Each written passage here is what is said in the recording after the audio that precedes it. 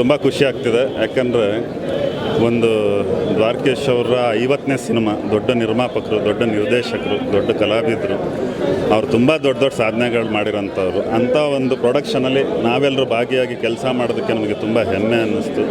ಯಾಕಂದರೆ ನಾನೊಬ್ಬ ಮಾತ್ರ ಡೈಲಾಗ್ ಬರೆದಿಲ್ಲ. ಇಡೀ ಸಿನಿಮಾಗೆ ಯೋಗಾನಂದ್ ಅವರು, ಸುನಿ, AP ಅರ್ಜುನ್ ಪ್ರತಿಯೊಬ್ಬರು ಡೈಲಾಗ್ ಬರೆದಿದ್ದಾರೆ. ಆಮೇಲೆ 4-5 ಜನ ಕ್ಯಾಮ್ರಾಮನ್ಗಳು ಕೆಲಸ ಮಾಡಿದ್ದಾರೆ.